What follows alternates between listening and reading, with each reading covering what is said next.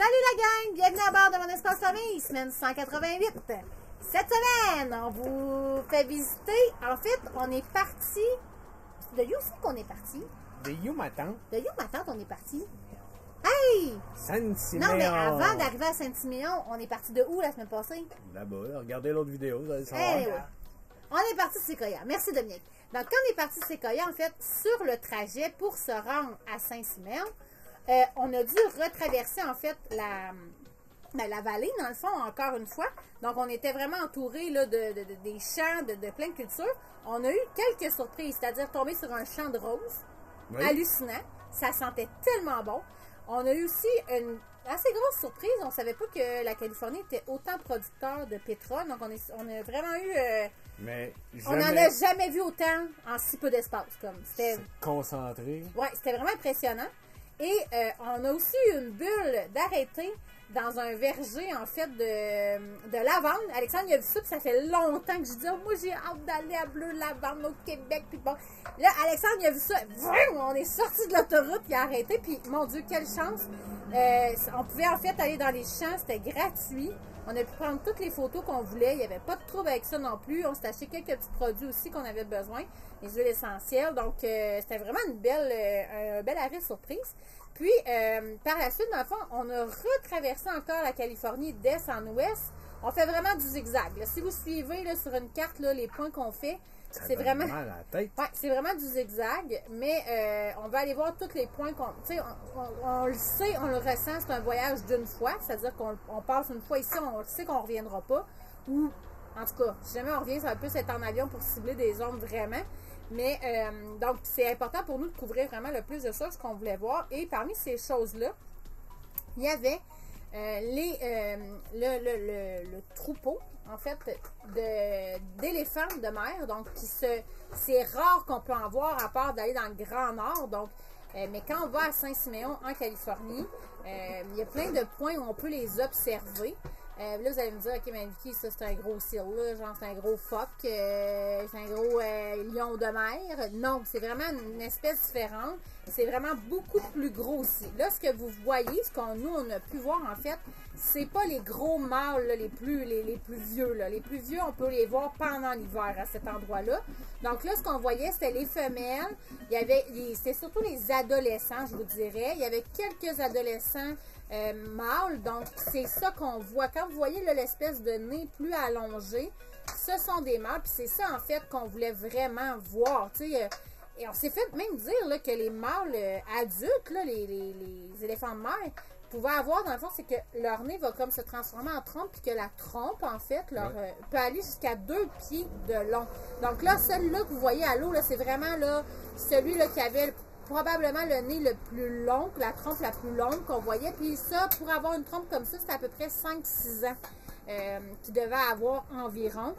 On a adoré l'endroit parce qu'il y avait plein de bénévoles aussi qui donnaient plein de renseignements.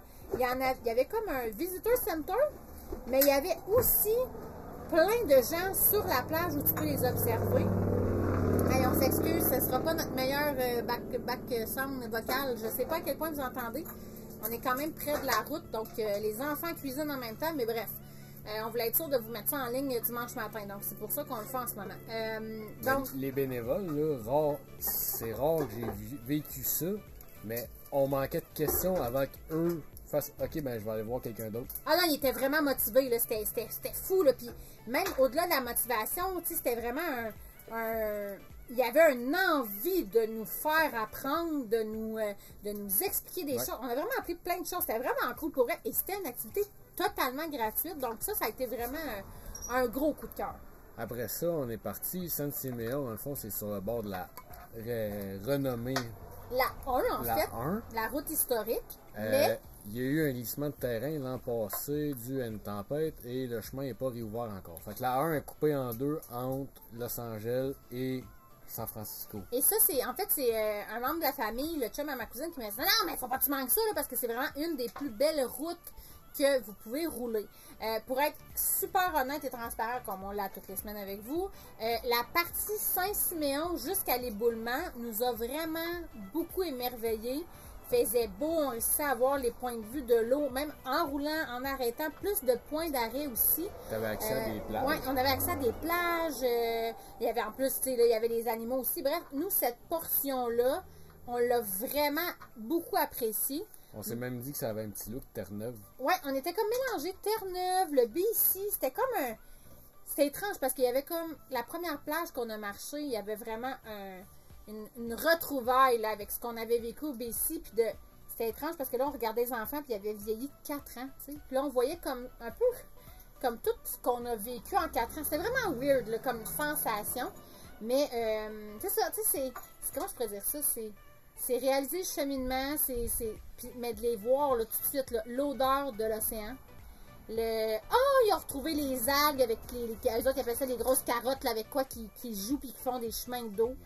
Il y a vraiment. Font mal. Arrête donc.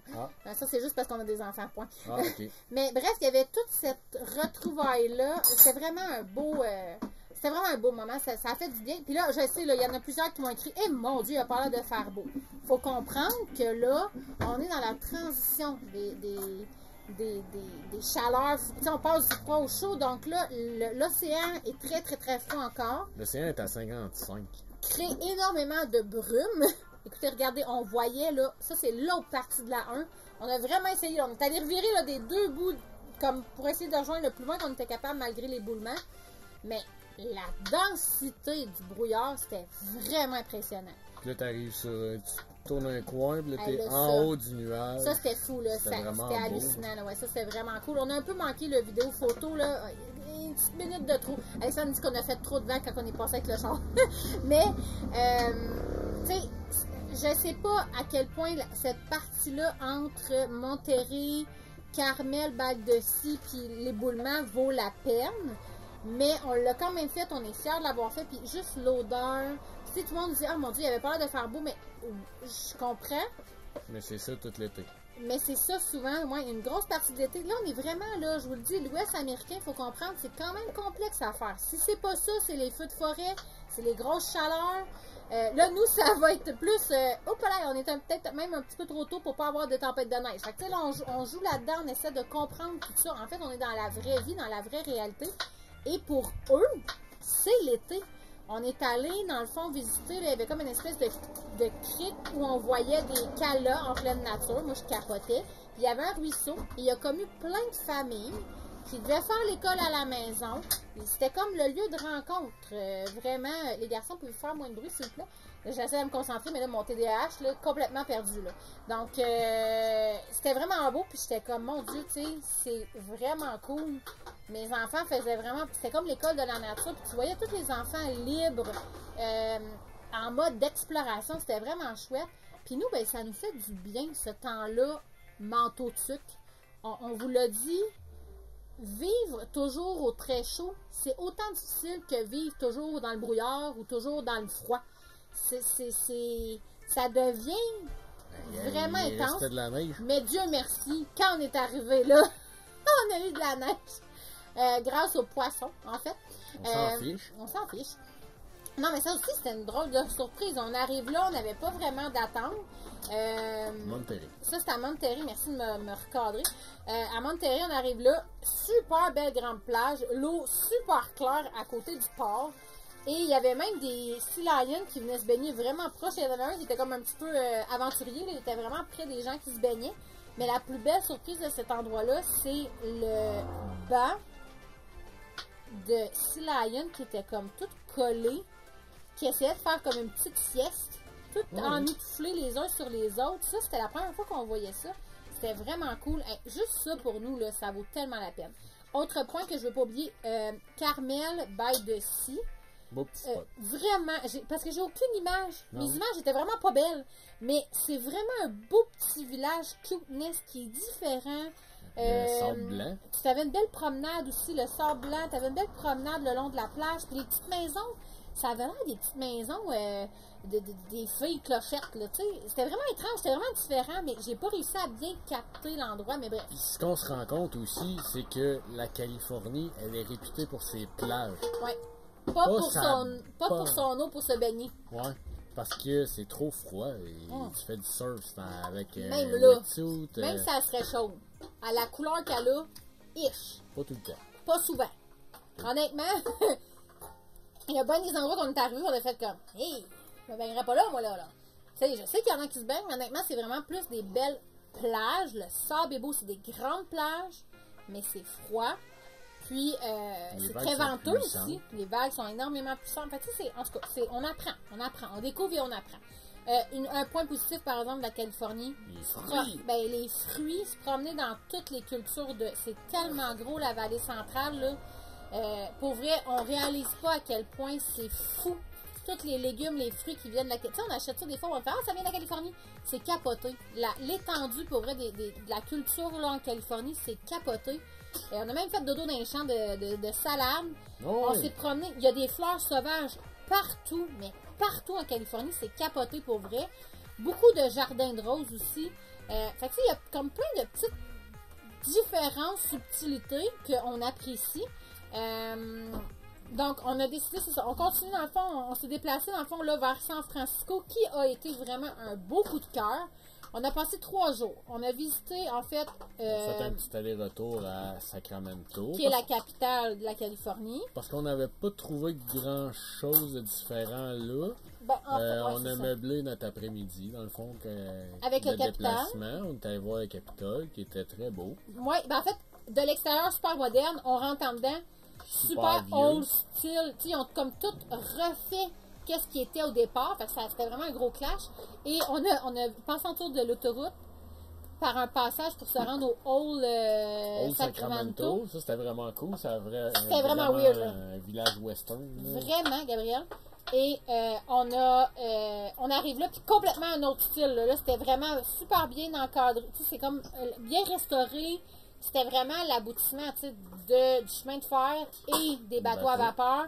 C'était vraiment, si vous avez jamais vu ça, c'est un bel endroit à aller pour vrai. C'était le côté style Far West. C'était là qu'on a vu là, à son meilleur, je pense, là, dans tout ce qu'on a vu. Le lendemain, on est allé faire. L'autre côté, on est allé faire un bout de la Silicon Valley. Oui.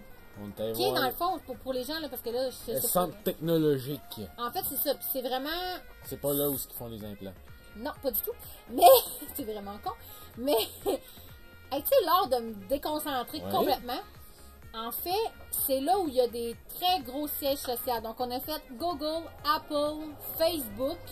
Et c'est là où, dans le fond, ce qu'on a lu puis ce qu'on a compris, c'est qu'il y a beaucoup de budget alloué et les règles sont beaucoup plus souples pour essayer des choses. Parlant d'essayer des choses, en visitant... autonome! Ah, mon Dieu! Non, moi, ça, là, ma tante Vicky, elle n'a pas aimé ça, là. La voiture, là, qui se conduit tout seul, puis quand je dis toute seule, là, vous allez voir, là, je l'ai mis en vidéo, là. Mais on voit pas super bien, par exemple. Non, mais je comprends, mais ce que je veux dire, c'est que il n'y a pas... Il n'y avait personne dans le char, là. La voiture a fait ses stops, a fait ses virages, elle met son clignotant. Il n'y a pas un chat dans l'auto. C'est ça, là. Fait que là, toi, tu crois ça, là, puis il n'y a personne qui conduit cette foutue voiture. Moi, ça m'a troublé. J'ai voulu tester le système à plusieurs reprises en jouant à Chicken avec, mais l'équipage n'a jamais voulu. Non, moi, ça me trouble vraiment. Quand on dit coup de cœur San Francisco, honnêtement, San Francisco se place très près pour nous de New York, en ressenti. Les maisons victoriennes, nous on était là, maisons victoriennes, ok, ouais, il va en avoir 3-4, comme, mettons, le Jelly Bean à Terre-Neuve, puis à Saint-John's, mettons, puis on va peut-être avoir 2-3 petites maisons colorées, comme au Mexique. Hey, on est arrivé là, c'était hallucinant. Que ça. C'est fou, là. Tu peux faire des dizaines de rues. Il y a des dizaines de belles maisons où les couleurs sont encore belles, où elles sont bien restaurées, les détails aussi. Tu sais, il y a comme genre 6 couleurs sur la maison. Pour vrai, c'est capoté, là. C'est vraiment... Ça a été une extrêmement belle surprise. Autre belle surprise et grosse attente, en fait, qu'on avait. Comme je vous ai dit, on est dans le brouillard, là. Toute la côte ouest, là. Depuis, en fait, Los Angeles, là, on est dans le brouillard souvent, près de la mer. Là, on visite une première journée, brouillard. Deuxième journée, brouillard. Mais c'est correct qu'on a réussi à faire nos choses. On est allé voir la plage de Maverick. On a fait Silicon Valley. Troisième journée, on se lève. Et Alexandre dit, on s'en va direct au pont. J'ai l'impression qu'il y a comme un éclairci. On voit mieux qu'hier. Je pense que c'est un bon. Et on s'en va là. Et je vous dis, on était euphorique dans le char. On a pris tellement de photos, tellement de vidéos. Là, je sais, vous allez peut-être faire comme, mais mon Dieu, reviens-en de ton pont, mais il faut comprendre que, même là, on a parlé avec un ranger là, de Parc National, puis elle disait, travailler là, c'est vraiment tough, parce qu'elle dit c'est toujours froid, puis il y a toujours du brouillard. Elle dit, une journée comme aujourd'hui, elle dit, je capote, je tripe sur ma job, là. Mais elle dit, c'est tellement rarement ça, donc, pour nous, qu'on ait la chance. Regardez le vent qu'il y avait, puis c'est ça. C'est hallucinant. Il y a tellement de vent. Ben, ça disait aussi que où le Golden Gate est construit, ça fait vraiment un effet entonnoir. Ouais. S'ils vendent 10 km/h, un vent qui vient du Pacifique, ben, en dessous du pont, c'est un vent de 30 km/h. C'est 3 fois plus. C'était fou. La seule déception qu'on a eue par rapport à San Francisco, c'est vraiment l'aspect, après le Mexique, ben, les routes sont pas tant troublantes. En fait, on s'y attendait. On se disait, hey, après les côtes du Mexique, San Francisco, ça va être un petit pet. Et c'est un peu ce qui nous est arrivé. On a eu 2 fois le test espèce de OK, on va être capable de la monter, qui sont les 2 côtes extrêmes. Quand je dis extrême, regardez, les autos sont stationnées dans l'autre sens pour être sûr de rester là. Donc, c'était quand même assez extrême. Il y avait l'espèce de serpentin aussi, mais en dehors de ça, honnêtement, pour nous, ben, après le Mexique, pour vrai, on était comme, mais mon Dieu, c'était une route super large, il y a du parking des 2 bords, en asphalte bien fait, pas de groche, c'est propre. Ce qui est impressionnant aussi, c'est que toutes les intersections sont plates. Fait que t'arrives, tu descends, Quand t'as mal au cœur dans le chemin, c'est pas vergeux, par exemple. Toutes les rues ont des stops. C'est tout le temps des stops à chaque intersection de rue. Tu te casses pas la tête, c'est 4 directions, c'est un stop. Très droit aussi. C'est de l'unique, c'est ça qu'il disait, c'est très linéaire. C'était des routes c'est vraiment des carrés. Là. Je parle pas de la conduite des Californiens, mais non, bien ça a été, des routes là, à San Francisco. Ça se conduit quand même bien dans la ville. La route, oui, les gens avec qui tu conduis, c'est complètement... Toute la Californie à date, là. Je place quasiment les Mexicains en avant. Ben, parce qu'on s'est quand même fait chicaner de reculer dans un stationnement, là, en se faisant dire qu'ici, on peut pas reculer, c'est trop dangereux, on va provoquer un accident. Donc, on est resté assez troublés. Mais le gars, il a pas été capable de breaker non plus. Ouais, c'est vrai. Non, mais c'est vraiment étrange. Il y a vraiment une conduite différente. Je pourrais pas vous l'expliquer, là. C'est dur à expliquer des fois, là. Faut le vivre, c'est ce que j'allais dire. Et autre chose qu'on a été vraiment heureux, c'est en fait la prison d'Alcatraz, qui est dans le fond une prison qui a été de renommée en fait mondiale, qui était vraiment là au niveau historique, là, c'est vraiment marquant parce que c'était comme la seule prison qui était dite infaillible jusqu'à la fameuse évasion de 2-3 prisonniers. Malheureusement, c'est très touristique, donc ça coûtait, malgré le fait que c'est un parc national historique, la passe fonctionne pas. La passe ne sert absolument à rien à cet endroit-là. Donc, on a décidé de ne pas payer le 5,50 piastres US pour y aller. Moi, j'étais très triste. En même temps, on s'est dit, on va quand même faire le cahier, tu sais, pour que les enfants sachent l'histoire de ça, tout ça, puis qu'ils aient leur badge, parce qu'on était quand même chanceux. Le brouillard était complètement enlevé, donc on l'a vraiment bien vu du quai 39. Numéro 39, mais ça reste que ça m'a fait comme de la peine de ne pas pouvoir le faire. Mais tu sais, ça, Los Angeles, San Francisco, la Californie, les activités touristiques sont quand même dispendieuses. Donc, on s'y attendait, on était prêt à ça. Parlant de quai 39, on a eu la chance de revoir encore là le troupeau de Sea Lion, de lion de mer. Et cette année, c'est une année record. Il disait qu'il y en avait plus de 2000. Bon, il n'y en avait pas 2000 quand on est allé, nous, mais il disait qu'il y avait réussi à regrouper le troupeau à plus de 2000 espèces. Donc, c'est quand même impressionnant. Là, je vous entends. Là, ils ont-tu fait le tramway? Ils ont-tu fait le tramway? Ils ont-tu fait le tramway? Même chose. Moi, ça, là, c'était le goal de San Francisco. Mais vient un moment où quand tu voyages vraiment beaucoup, des tramways, on en a déjà pris, on en a déjà vu. Donc, ça nous coûtait 46 $ juste pour monter la côte. Et 46 $ pour redescendre la côte. C'est 8 $ US chaque fois 6. Donc, ça va quand même assez vite. Puis, honnêtement, c'était cool, mais... Tu pouvais, par exemple, le cool qui était, c'est que tu pouvais vraiment rester debout comme dans les films, là. Tu pouvais vraiment tenir la barre puis rester, là, le corps pendant dans la rue. Ça, moi, je trouvais ça quand même hot. Mais, regardez, on s'est fait une belle photo souvenir. Oui, ça, vous pouvez demander au conducteur quand ils attendent dans la rue puis d'aller chercher les passagers, tout ça. Ça le dérange pas. Ça leur dérange pas. Il était bien cool. Il fait juste regarder pour pas Pour faire pas frapper. frapper, ouais, parce que les autos passent quand même de chaque côté. Mais c'est comme ça qu'on l'a vécu. J'étais triste. J'ai dit à Alexandre, peut-être qu'un jour on va retourner à San Francisco, juste en amoureux. C'est rare qu'on dit ça. C'est vraiment rare.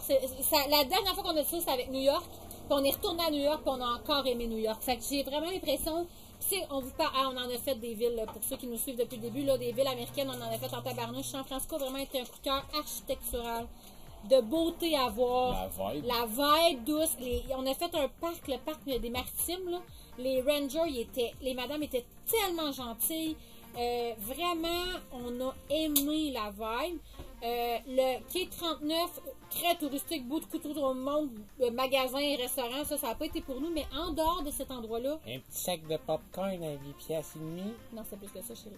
Non, le petit sac. Ah, le petit sac, parce que l'autre fois, c'était comme. Même là, il y avait aussi le sous-marin, le 30$ par adulte. J'ai fait, c'est parce que ça prend 5 minutes. Sous-marin, ouais. 5 minutes aller-retour, le pas sous-marin. Un sous-marin, ça bouille. Non, un sous-marin, visiter le sous-marin de l'armée.